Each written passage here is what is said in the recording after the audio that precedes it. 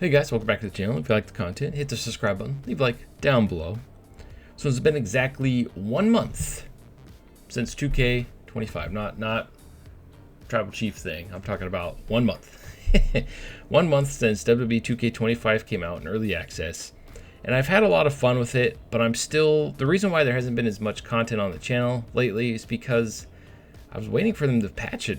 Like, they got to patch it or something. And if you look at other YouTubers, except for the big ones like Smack Talks, all their views have pretty much died off. Like, they're less than 1,000 views here and there. My channel's done less than 1,000 views per video, but I feel like the interest in this year's game has died off quicker than the last couple of years. And there's reasons for that. And I'm about to list what I think is the reasons. So let's get into this list. 1 month later, the reasons why 2K25 died off really fast. It could bounce right back with an update, but we'll have to wait and see. Anyway, so first thing is the island microtransactions.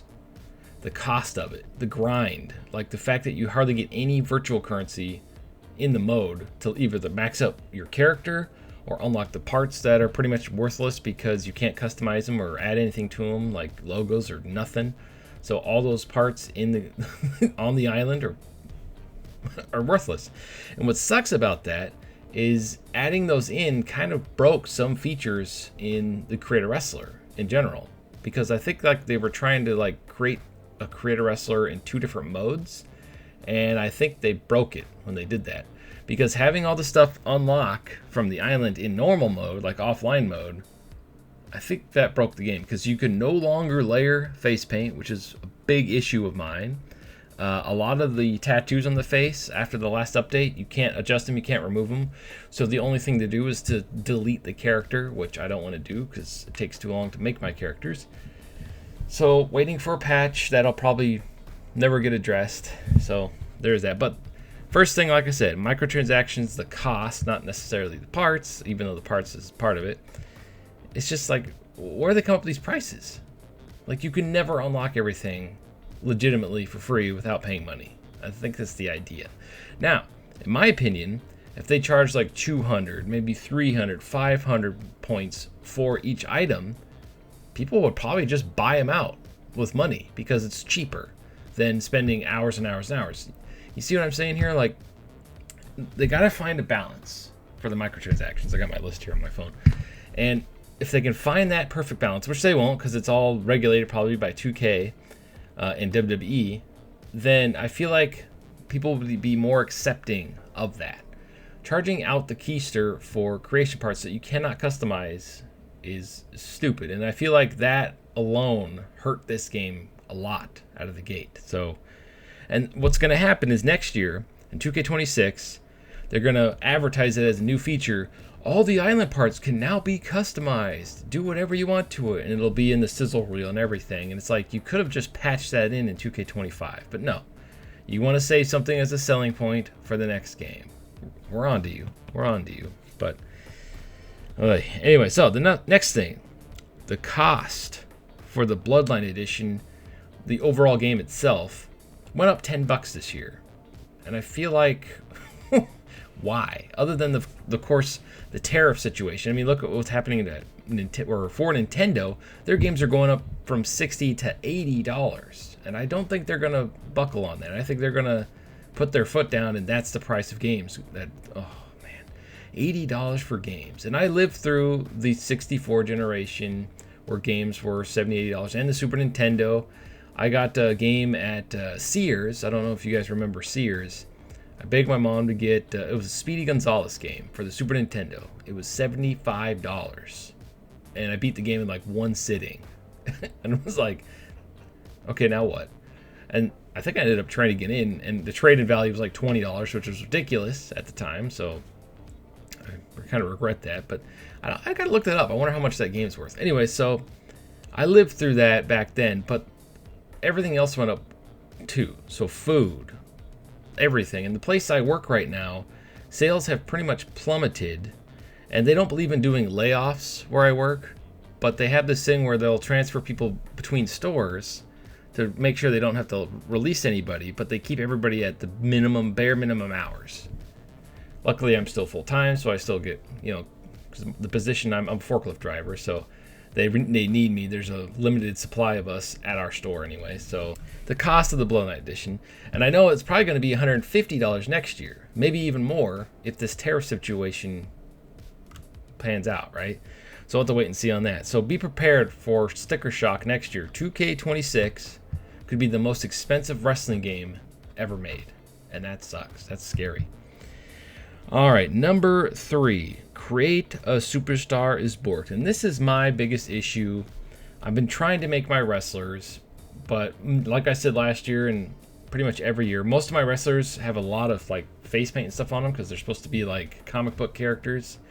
And the fact that you can't layer the face paint really puts a hamper on me creating my wrestlers. Now they could all have no face paint and I'll just go use real faces off the internet or something, but I don't know. For me, it makes it more fun if they kind of look like comic book characters. So I've been waiting and waiting and waiting for this patch to fix the face paint thing, but I don't think they're going to fix it. I just think that's how it's going to be. And if it's that way next year, then I don't really want the game. Honestly, I think I'm done.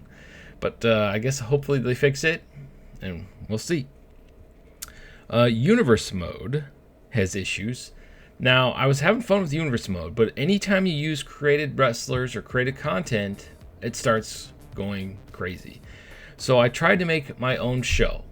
I had my own arena. I got my own championships made. I spent like 100 hours making everything.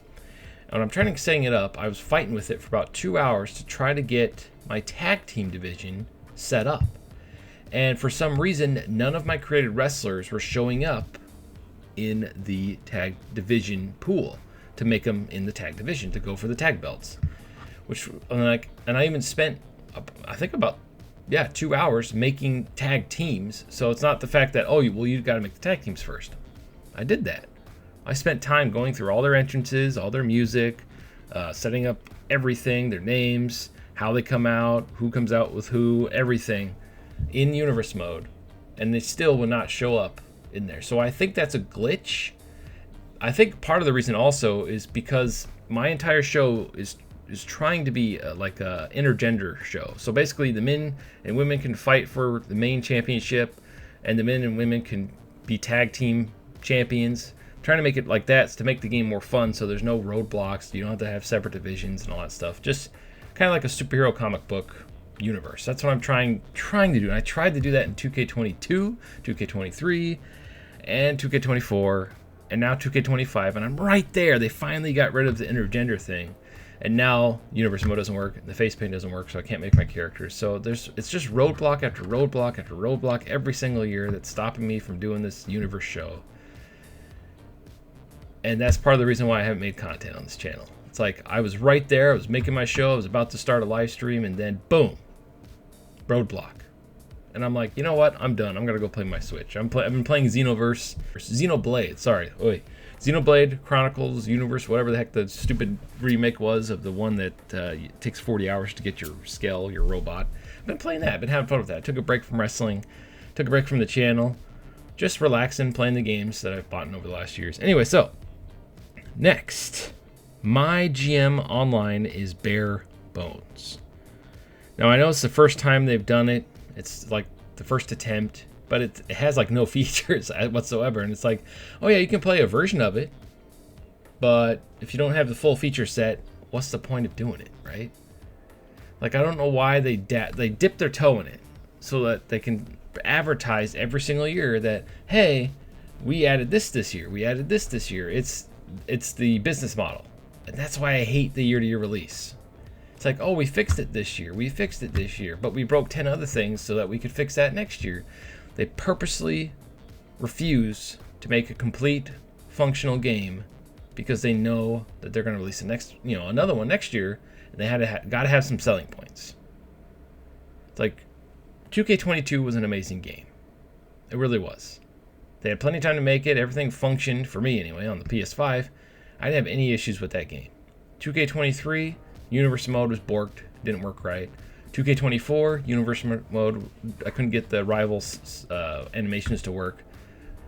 Broken. For created wrestlers, it worked with the main roster. This year, works with the main roster, doesn't work with created wrestlers. Like, come on. It's every year it's something.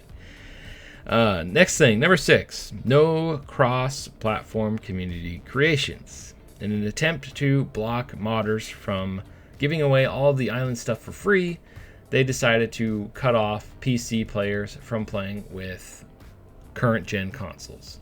They can still play with PS4 and Xbox One because they don't really care about last gen. And, all the online creations and stuff could be traded on there. But on current gen hardware, they wanted to make sure that the PC players couldn't give away all the island stuff for free. And they absolutely would have, considering you can't customize them or do anything with them. What's funny is the modding community probably would have figured out a hack or whatever to make it to where you could customize all the parts, which would have been awesome. It's like, download this thing and you can customize it. Download this thing and you can customize it. Modders are cool like that. And if modders could figure it out within a week, 2K is purposely not allowing it so they can advertise it as a feature next year. Drives me nuts. So there's probably a lot of other issues. Sorry, that's my phone. That I didn't list. Feel free to list issues you have with the game 1 month later and we still don't have a patch or any news or any communication whatsoever of what's going on with the game. Like I said, if they don't fix it in the first 3 months or by the first DLC pack, I feel like that's it. They're full force, full team on the next game. With the tariff situation, I don't know what's going to go on with that. All I know is that 2K25 just needs some fixes to make it almost perfect for me personally, because they had a lot of features I wanted this year, but then they broke the creator wrestler. I can never win with these games. Ultra Pro Wrestling can't come fast enough, but honestly, my love for wrestling games dies each year with these 2K games.